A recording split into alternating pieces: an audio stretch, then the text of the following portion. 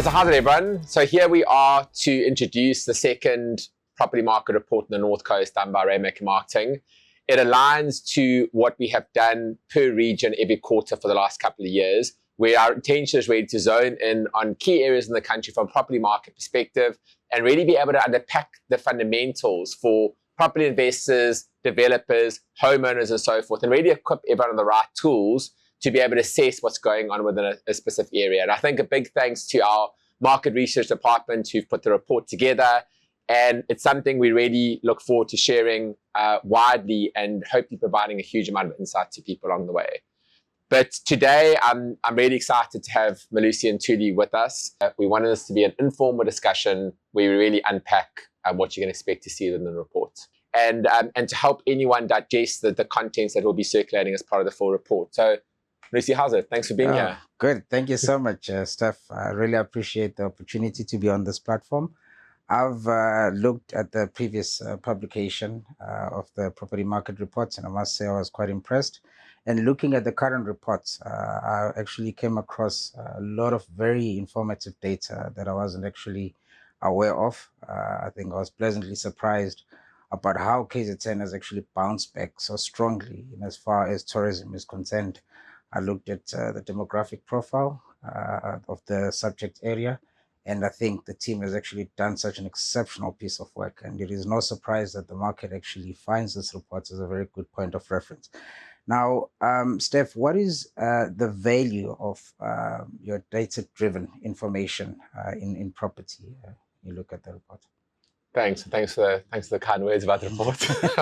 Glad you improved. No, I think Malusi, that the biggest thing is how the report is there to drive decisions based on data. And the thing is, we all are very passionate about the property market, and we all know that sentiment drives the property market in so many different ways. We also know specifically as you zone in KZN, there are lots of different emotional factors that have influenced own goals with it as a province, but also a lot of factors that we really can't control. And it's really to try and get to a situation where people are making fundamental investment decisions. And I think, as I mentioned earlier, whether you're a property investor, first-time buyer, homeowner, developer, to be able to make decisions that are based on facts and actual real data and real fundamentals, as opposed to making decisions based on emotions, speculation, or other different elements. And that's why we feel these reports are so vitally important, because the consolidation of so much different data and insights that we've gained and gathered over a period of time. And we really felt it's almost our obligation or our privilege as a business to be able to share that and consolidate it into a report like this. And I know that Rainmaker engages, I think, the markets far and wide across the country. If you actually look at some of the information that has been coming through, I think from your research team, you do get a sense that the organization is quite entrenched, very much so in KZN, and doing quite a lot of work as well, I think, across the country. And this particular report is obviously zoning into a specific area. What is the geographic overview of the focus of this report? Yeah, so I think our reports, if you look at the areas we focus in, we focus on key areas in the Western Cape, we focus on key areas in KZN, and there'll be key areas in Gauteng going forward. Absolutely. But our biggest thing really has been to focus on what we call pockets of excellence. Yeah. And the North Coast undoubtedly is one of those pockets of excellence in the country, just in terms of stats and volume and growth and so forth. But if we look at this specific report, and it's quite important. So we refer to North Coast, but the North Coast is actually made up of three different components. So it's made up of Ballito, which effectively is from Zimbali Lakes or Zimbali through to the southern boundary of Simbiti. And there's quite a lot of developments within that. There's Baldwin's Ballito Hills, there's Zimbali Lakes, there are quite a few others that component. And that's Ballito when referred to in the report. And obviously in the report, we break down so many different components, but we do start comparing the different areas. It makes really interesting reading in terms of how things have progressed. Yeah. Then there's an interesting new area, which is called KwaDukuza NU, which is KwaDukuza Non-Urban. And that's actually come about from a deeds office perspective as a result of many of the upcoming estates that are happening on the western side of the N2, effectively between sort of Mshali and Tinley Manor. And that includes Palm Lakes, it includes Fairview, it includes Springvale, Lalela Estate, and quite a number of those up-and-coming estates. And it's quite interesting to see how the population has grown specifically in that area and stock. The one outlier is that there's quite a big development within Ballito called Ballito Village, which actually falls into KwaDukuza NU, which is quite interesting, even though it's positioned within Ballito. And then you've got the SaltRock area, and that's probably where we've seen the biggest growth in the stats in the report. And that's pretty much from Simbiti north all the way to Seaton on the north coast, and predominantly everything on the eastern side of the N2 as you go north. Look, I remember during the early days of my career, and this must be over 2 decades ago, the northern part of the coast of Devon was this big track of sugarcane fields. And if you now look at what has actually transpired over the years, so much development and so much investment has actually come through. And again, you know, with property, I think it goes without saying that market activity has everything to do with people and their own preference. And obviously that informs the trend in the markets and the market activity. So what would you identify as the growth that has been experienced within this northern coast of Devon? Yeah, and it's interesting because I think you actually need to, the fundamental drivers is lifestyle first and foremost, and it's what we're seeing, and we'll talk about the population growth, but we're seeing a higher caliber of person moving into the area, driven by a very, very deep demand for lifestyle orientated elements, schooling, retail, a good year-round weather, all the different things that complement, and that's just the kind of stuff that we're seeing has been quite a fundamental driver to achieving that growth. But if you look at the population growth, and what we've done is we compared the population stats from 2011 to where we are right now. So we've seen, on average, 200 families moving onto the North Coast per month, which is a really, really big thing. So what's happened in the past is people have looked at Ballito in isolation, SaltRock in isolation. We've now taken everything, including KwaDukuza NU, where I spoke about those new estates. So 200 families. And that, if you ask, is it sustainable? Are the fundamentals sound? You've got to look at that first and foremost. Then you've got to look at the population growth, for example, in an area like SaltRock as an example, where since 2011, it's grown by 208%. Just that specific area, driven a lot by the supply that's come in from the Setons, the Zuluamis, the biggest states like that. And then if you look at average household income, just in an area like SaltRock, for example, that's grown by 600% over the period of time since 2011. And those are pretty significant factors when we're looking at population growth and density and all the different things. It does come with its challenges, without a shadow of a doubt. Infrastructure, roads, and so forth, which we'll touch on in a second. And we've tried to unpack that within the study too, in terms of, is that happening to a certain level that's going to sustain momentum going forward? You speak of momentum, you know, lots of development, you know, can't help but ask the question as to the depth of this market. How long is this runway, and where are these buyers coming from?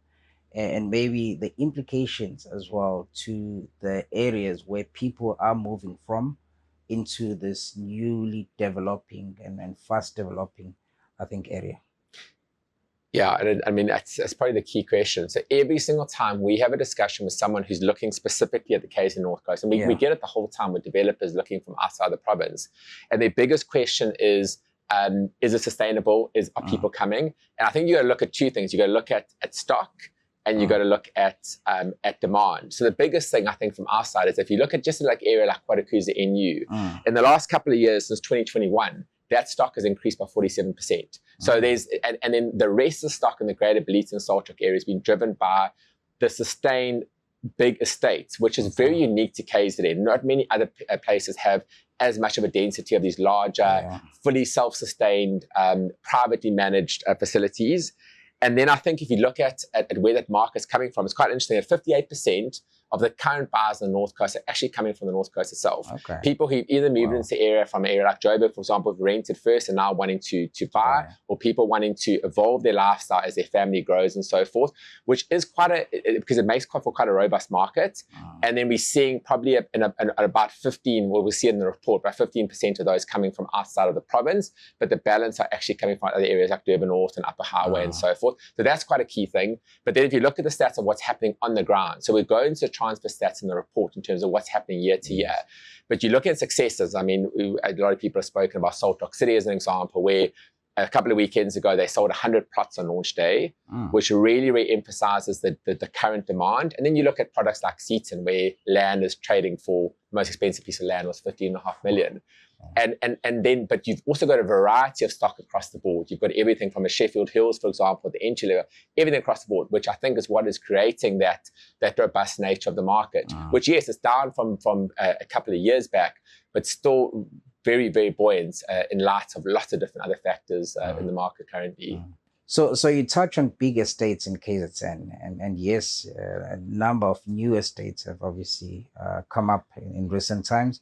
And I think there's also been these big estates that have traditionally been around KZN, and they seem to keep on going.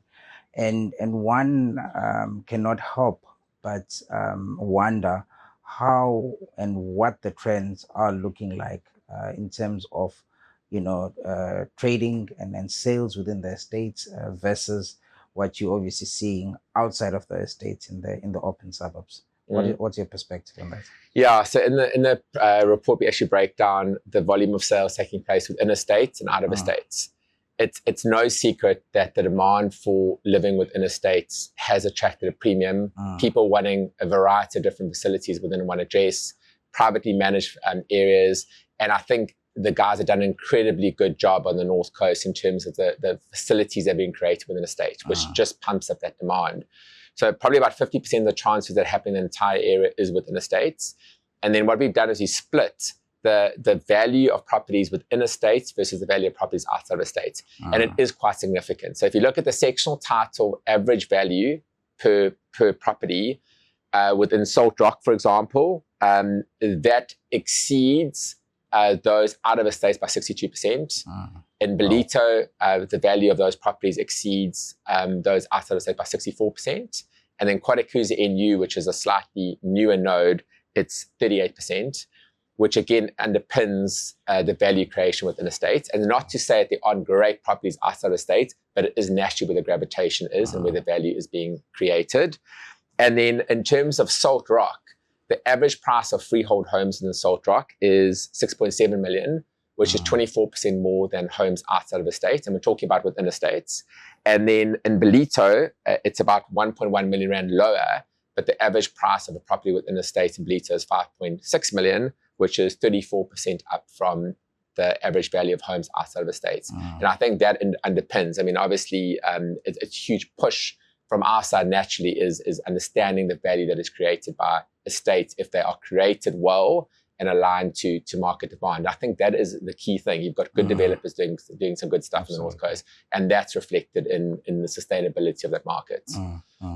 I want to touch a bit on sales performance, and I think it's a known fact that KZN experienced probably the most difficult of challenges. I think during the 2020 to 2022 period, we went through a period where there were COVID lockdowns, and we know what happened in the market there.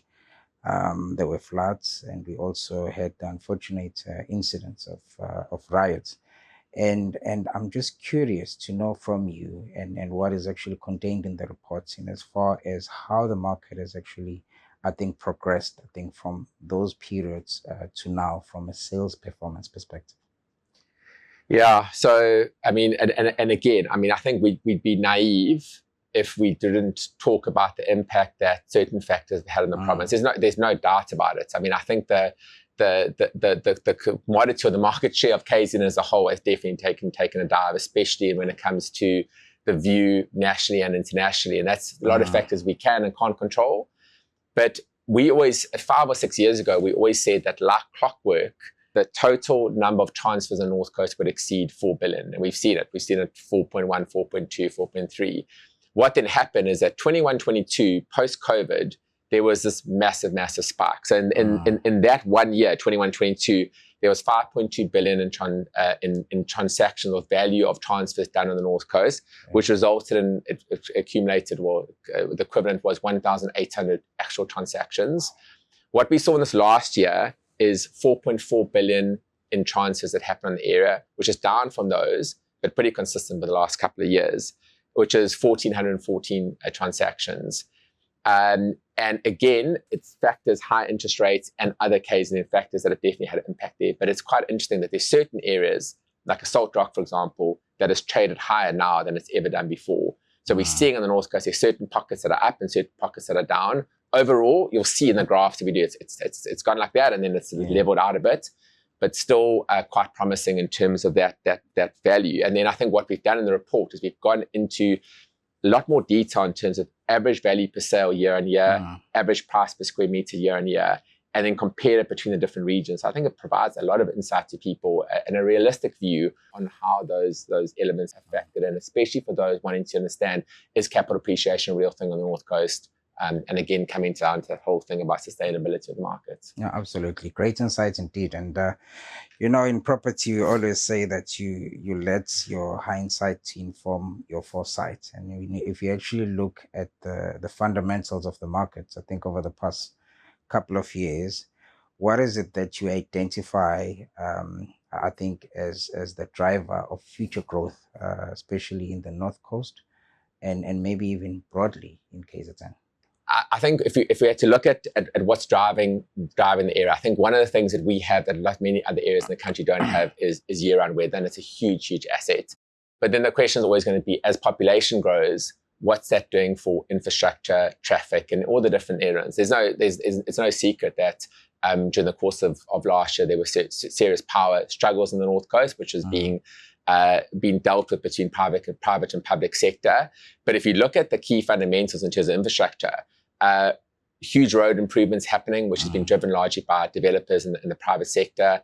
The commencement of the recent into seated interchange, which is a game changer for the North Coast in terms of how it provides a alleviation of congestion. New schools that have been announced, especially at high school level, which has a huge impact in parents who are currently having to send their kids outside of the North Coast. Public-private participation through the Ballito UIP, which is driven by Bygreat, and it's a privately managed collaboration between local municipality and stakeholders. And then you've got all these private initiatives, and that for me is what is the key to what is driving the economy of KwaDukuza as a whole, and of that greater North Coast area forward. And one cannot underestimate, and I think in the report we try to unpack that, because for people to understand what's happening, especially just the seats and the interchange, a huge thing that's been 5 or 6 years in the planning and now all coming to fruition, which is really key to coincide with what's happening in terms of the amount of people moving into the area. Yeah.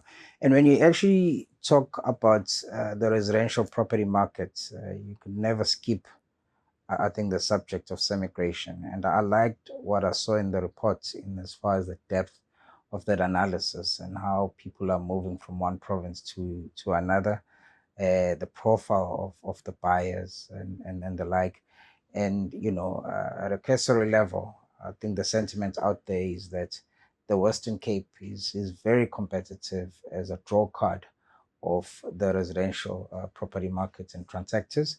I'm just wondering how, or in your assessment and analysis of data, are you finding that KZN is becoming, I think, stronger in terms of eating into this lion's share of semigration, which I think the Western Cape has actually been benefiting from in a while?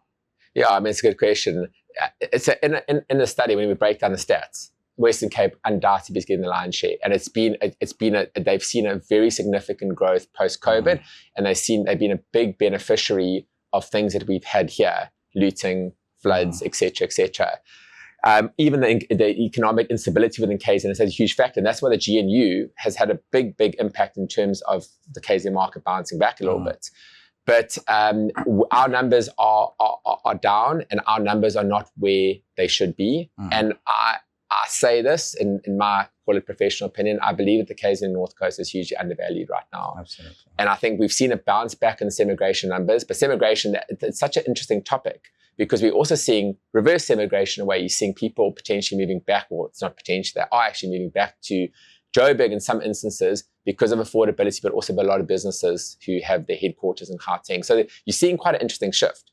But if you look at the numbers, I think we had 1,800 people per annum moving or selling a home somewhere else and buying a home here, where Western Cape, I think, is almost triple that. Okay. But we are seeing a bounce back in semigration numbers, which what we've unpacked in the report. And that's why, from our perspective, is why I think we are going to, over a period of time, as a result of a lot of factors stabilizing and the fundamentals we spoke about, quite a big surge in the value on the North Coast. And I think something that people can be quite excited about if they're either looking to invest or currently invest in the area. Yeah.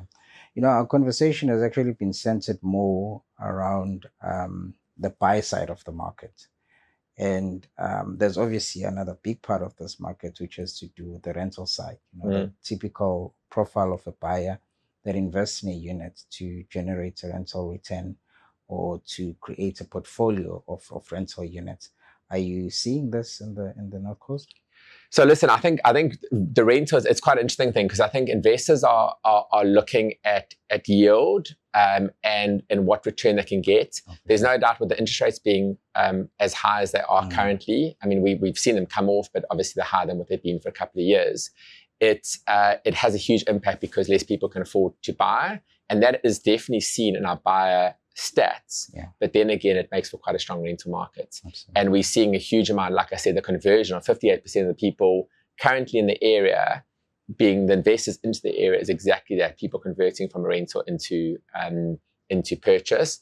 And then especially in the lower segment of the market, in terms of the more entry-level estates, you're seeing really, really strong rental yields there because of people being prepared to compromise size for affordability to get into gated estate environments with security and amenities and so forth. Yeah, absolutely. Look, Steph, I think there's no doubt that Rainmaker's property market report has become quite an important point of reference, I think, for the broader built environment. I do know that professionals, and maybe in particular property valuers, do actually reference the reports. I've seen some valuation reports in the market where I think valuers go at length to elaborate on some of the data that this report actually presents, and I think which is good indictment in terms of the credibility as well as I think the informative nature of the report. And I think if you also look broadly across the sectors, and especially the banking sector, which is one that actually provides the capital to support, I think, this market activity that you're actually seeing. I think there's quite a heavy reliance as well in as far as looking at the risks that are associated with residential and the like. So the banks, I think, across the board do essentially look, I think, at this report. And from our conversation as well, I also did pick up that there's good engagement and understanding of what the public sector is doing. And I do sincerely hope that in particular, the KwaDukuza municipality is actually looking at the data that is actually presented here and maybe use some of it to actually inform policy. And there's many other sectors, I'm sure. Where do people go if they want to have access to this full report? And thanks again for that feedback. Appreciate it. And I think coming from the banking sector, it means a huge amount. And I think that the wonderful thing for us in terms of the studies that we do for developers often do end up at credit in terms of helping banks assess the viability of the project. And I think, just take a step back, I think one of the things about the report, it leads into what we do individually for developers in terms of our market research team, specifically being commissioned for developers to help them configure their product around what the market is looking for, which has a huge impact in terms of how it de-risks the project, which is then viewed by banks and stakeholders and investors and so forth, but also helps shape their professional team and what they're looking for. And I think that our biggest thing, where we get the biggest joy, is helping developers with market research front, then seeing it taken to market, and then seeing the success of that and how the market adapts. And sometimes it is very small things. So all these factors definitely contribute. But hopefully this as a general assessment of the market will help a lot of people in terms of understanding, which will then obviously be nailed down into further detail for developers themselves. And then I think from a report perspective, we're obviously super excited. It's the first region where we've done the second report. So those on our database will receive it a day before it is released to the public. a lot of people probably seeing our video. Hopefully we don't bore them too much. And then they'll have the ability to download the report off our website, rainmakermarketing.co.za. And also you'll see quite a lot of it being done on our social media platforms, whether it be Instagram or Facebook or LinkedIn. And that will generally direct guys back to our website, which is where the platform will be. And on that website, you can also access all the other quarterly reports we've done for the other regions, as well as a lot of the other podcasts and vlogs and webinars we've done. But we passionate about the area, passionate about the country, passionate about everything property related in South Africa.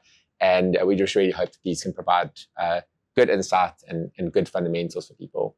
Okay. Well, thank you so much. And congrats to the team for bringing a report that's going to form part of a toolkit for any property practitioner out there. Yeah, thanks, BC. And thanks again for your time. Your insight into market is, and I think what guys like yourselves do for the market in KZN specifically and the property market as a whole is massive. So it's a huge honor to be able to chat to you about this. I appreciate it. Thank you for the platform. Thank you.